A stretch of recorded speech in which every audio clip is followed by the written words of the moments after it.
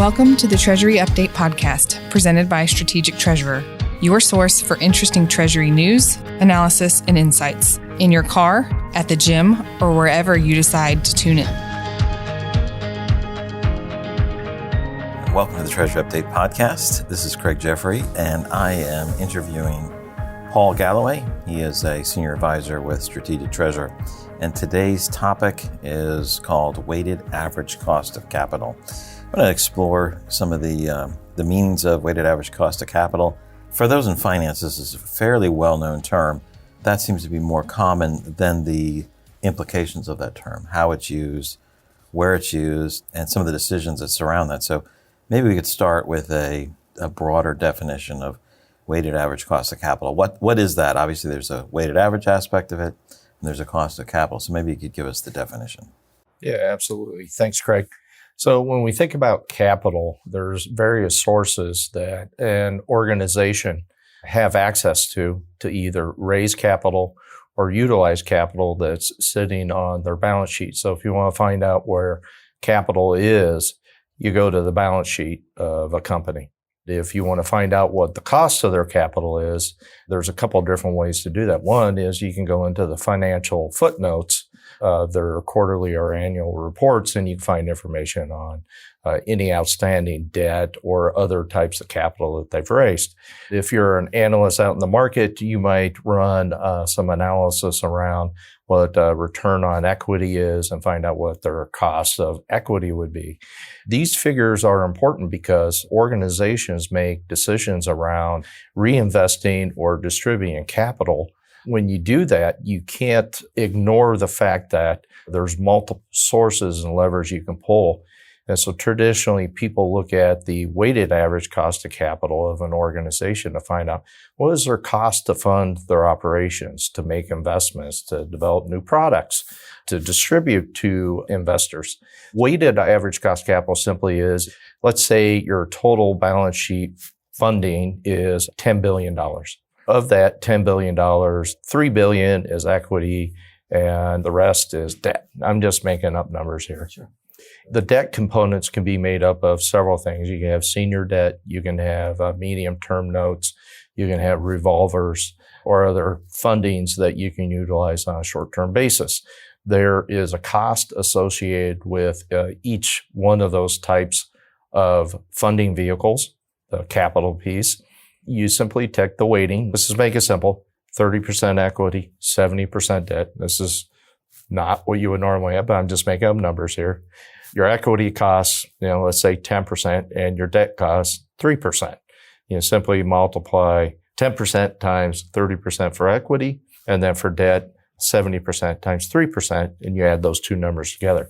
That would give you a weighted average cost of capital. So in that case, what would that be, 5.1%? Roughly. Those are the elements. So it's the cost of overall capital, whether it's done from equity or whether it's done from borrowing or debt, as you tap the debt in capital markets. This is the average, and so it's weighted in that manner. So you talked about analysts using this. So who else uses weighted average cost of capital, and what are they using it for? You alluded to some of it for making decisions, so maybe you could expand on that. One of the easiest ways I can explain it where weighted average cost of capital could come into play would be a CEO's decision on expanding their business. And they can expand their business in a couple different ways. They could develop new products. They can reinvest in the existing platform to expand it, or they can go out and buy it, meaning they can execute a merger or an acquisition of some kind, or even a joint venture. There is a cost associated with doing any one of those. The cost can make a difference in terms of whether you actually decide to go through with it or not, based on what you think the return will be.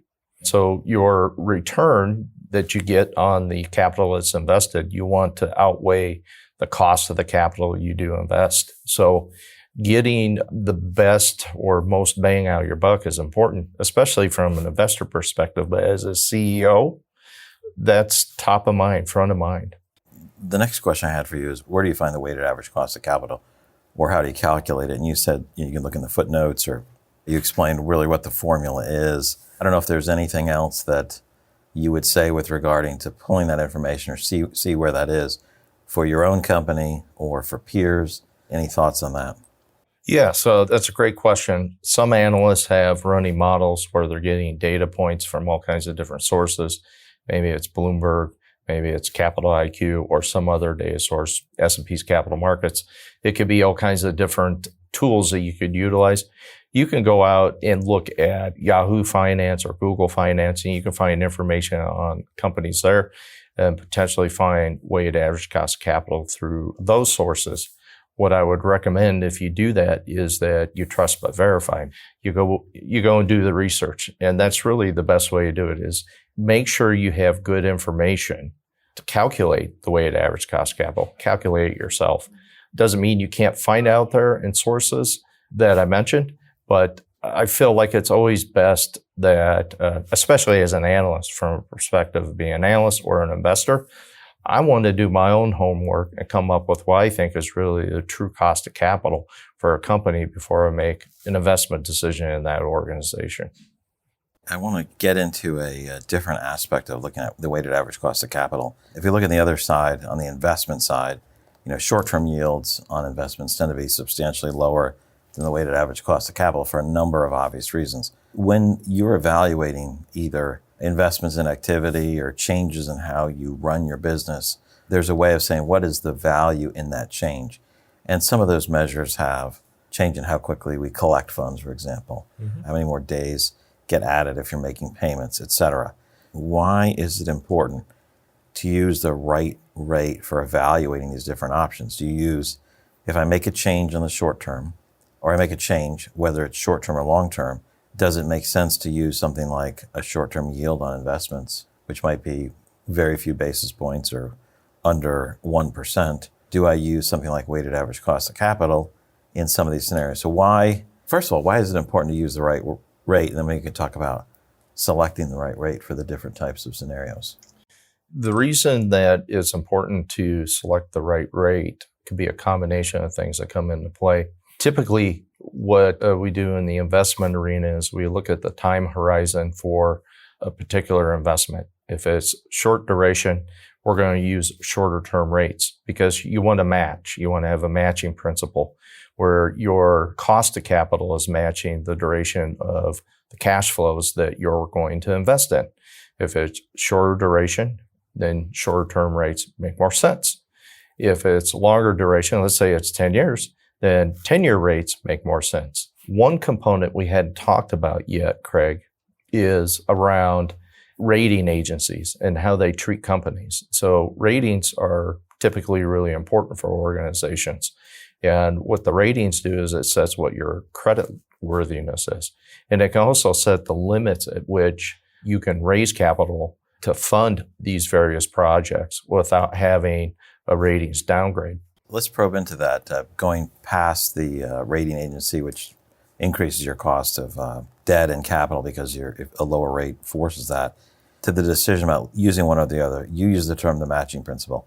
And for those that are accounting background, the matching principle in accounting is matching revenues with the expenses that are attributed to that. And so that's why there's things like depreciation. You're lining those things up so the revenue generating assets are depreciated against the revenue in some period of time. And so that's one principle. And what you described was the same type of principle, the matching principle of matching your duration of the change with the type of capital that you would use and call into play. I don't know if I said that correctly. Yeah. My prior experience, I did all kinds of different analyses around, let's take leases, for instance. And so when you look at leasing something, you're going to offset that by, hey, what does it cost me to just flat out buy it? Typically, these lease terms are set up with various components. And part of the component is the term of the lease. And you have different options with the lease. You can have 3, 5, 7, 10-year lease, and you can have various options to buy out along the way, or pay a lump sum at the end, or just pay the whole thing off over the period. And so when we're looking at that versus buy-in, I compare the cash flows for the same time periods but I assume that there's my cost associated with each level along the path of duration, whether it's 3, 5, 7, or 10 years. I have certain costs associated with that. And so you can think about underlying base rate or benchmark rate. Let's say it's a treasury, and treasury is the base or benchmark rate. And above that, I add onto that a credit spread. And that credit spread is tied to duration. And my credit spread at 3 years is not the same as 10 years. When I match up the cost associated with the duration, then the revenues I generate and my costs are aligned.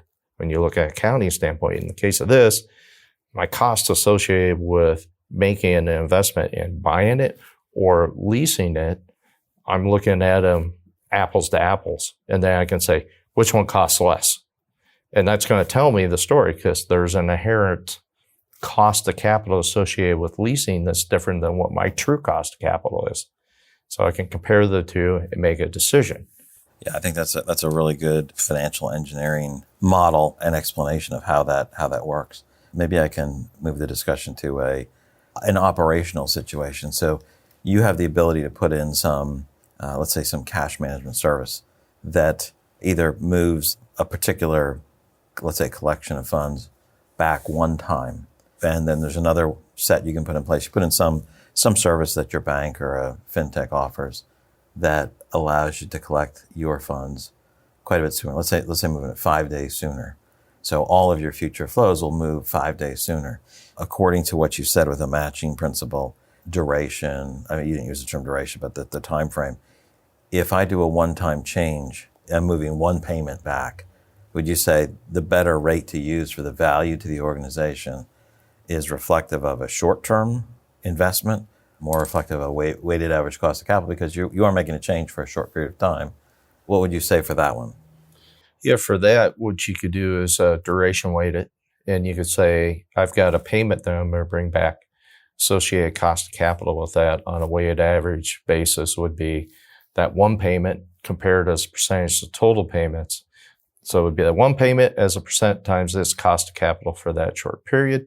And then the longer duration based on your cost of capital for the full boat. And you can weight that. And theoretically, you would look at that and say, my cost of capital has declined because I decided to pay that payment sooner. It doesn't cost me as much. The second part, let's say if I move a whole stream of payments, what I do moves everything back 5 days, but it costs me quite a bit to put in place. You're saying if we evaluate this shift in cash flows by 5 days, I look at something like weighted average costs for that movement on an ongoing basis, and I compare that to my cost of doing that project. That would be more reflective than some people are like, hey, let's use what can I earn on this money overnight? And what you're saying is that's very short-sighted, particularly in this type of case, because it's a permanent change. That's part of reflective at the beginning. I think you were saying there's alternative investments, and that's part of the stewardship thing is like if you can't earn the return that the investors or the owners of the company want, you should return the capital. Absolutely. And so this is a way of making sure you're exceeding the level and the expectation, at least of what the capital costs, to say, do I do this project? Yes, I'm well above weighted average cost of capital. Worthwhile from an economic standpoint for that. And then you compare it against other projects. Is that, would you change how I said that or add anything to that? I think that's a fair assessment. You know, when you're looking at any particular projects, the timing of the cash flows can make a difference. You know, in particular, especially when you're looking at amortizing debt and you're paying out principal, as anybody can think about, if you own a house and you make your house payments, you make extra principal payments along with your regular payment, guess what? You're going to pay less in interest over the period, and you're going to pay the loan off sooner. And what that results in is a certain return back to you that you didn't have to pay out. So there's value to that. And in your example, moving 5 days sooner can put money in the company's pocket. And so investors would look at that favorably. All right. So, thanks for all that input, Paul. The last question is, if someone wants to learn about this more fully and more detail, take it beyond a podcast and get into it. What should our listeners do to learn more on this topic? Any guidance there?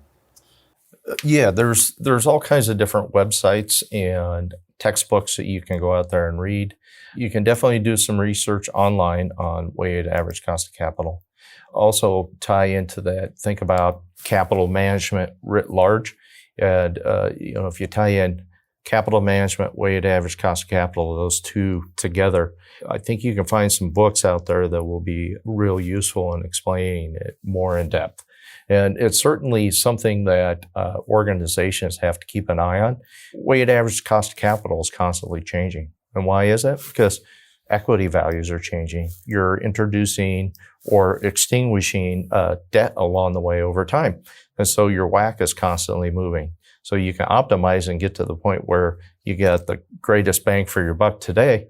But, quarter from now, that can change. It can move one way or the other. It can cost you more, it can cost you less. It depends on what's going on. Excellent. Paul, thanks for your input. Look forward to talking about a couple other financing topics soon. Absolutely. You've reached the end of another episode of the Treasury Update podcast. Be sure to follow Strategic Treasurer on LinkedIn. Just search for Strategic Treasurer. This podcast is provided for informational purposes only, and statements made by Strategic Treasurer LLC on this podcast are not intended as legal, business, consulting, or tax advice. For more information, visit and bookmark strategictreasurer.com.